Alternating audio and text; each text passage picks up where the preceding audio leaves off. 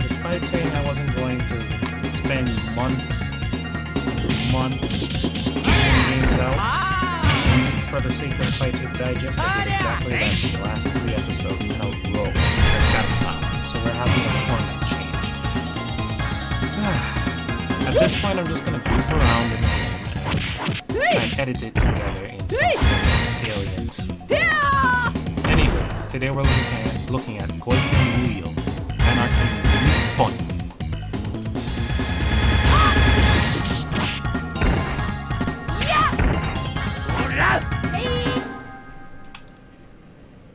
Probably the thing that's best known about this game is that KSS, that company in the copyright mark down there, headhunted a bunch of programmers from VF and a couple of really good players for VF2 in order to make this game in the first place.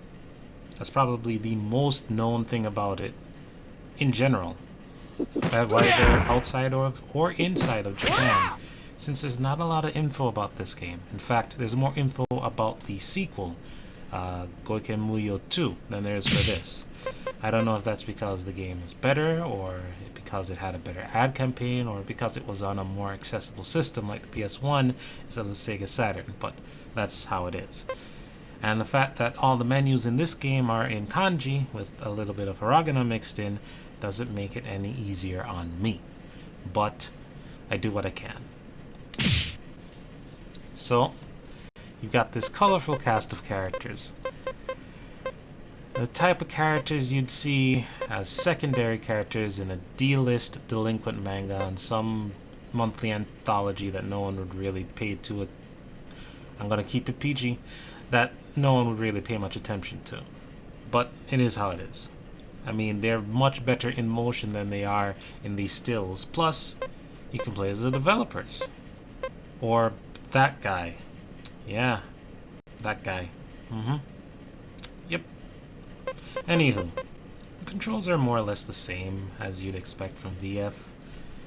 You got your guard, you got your punch, you got your kick, and you have this really peppy announcer who goes, whenever you get something right. I mean, really, that's a killer part of this game. That's the thing that's gonna rally everybody to this game.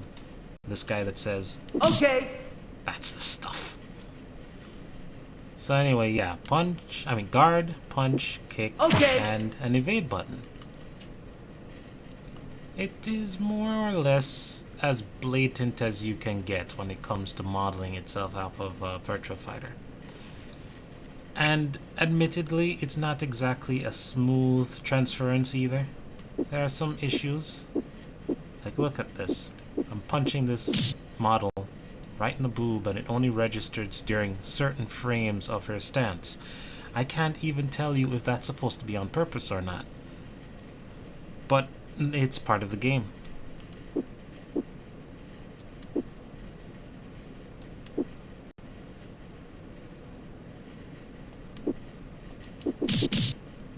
At least it looks good in motion. Animation is very clean, very solid. And despite the way the characters are designed, their move list is actually quite extensive. It's about as many moves as you'd expect from a Virtua Fighter game with as much polish. In fact, I'd love to see how this looks on a legitimate Saturn, because it could probably be spec'd for the Saturn in a way that puts even the last Bronx to shame. But I'll have to settle for playing my super legit copy on this perfectly cromulent Sega Saturn emulator. Anywho, there's other stuff I got to show you real quick. Round 1. Fight. So there's a set distance you can move freely in, and once you go past that distance, look at this. Once you go past that distance, you stumble every single time. It's automatic every single time. You stumble and you're left prone while you scramble to get back up. No game with tripping has ever been as strict as Goiken Muyou. Think of the ones that have had tripping in the past couple of years. Brawl to Ball 2. None of them give you an automatic trip every single time. It's astounding.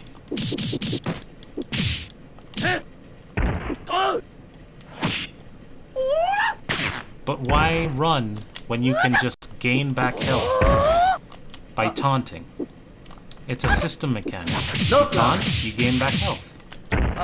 Every single time. I thought it was just a gimmick that one of the bosses has, but no. Round It's 3. an actual sub-mechanic.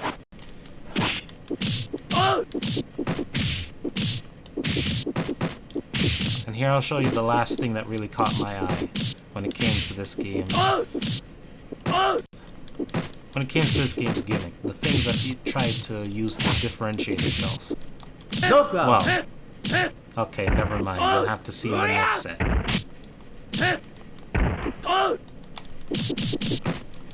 See that? Strings do not kill. Knockout. Only certain moves in strings can knock out the opponent. Everything else is just fodder.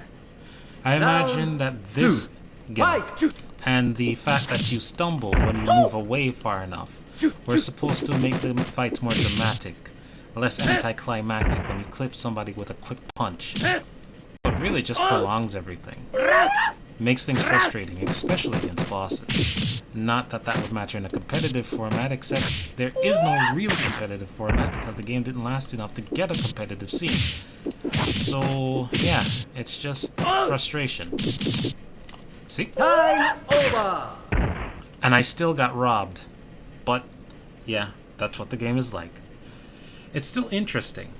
And it's piqued my interest enough to try and check out Game over. Goiken Muyou 2. But that'll be another time.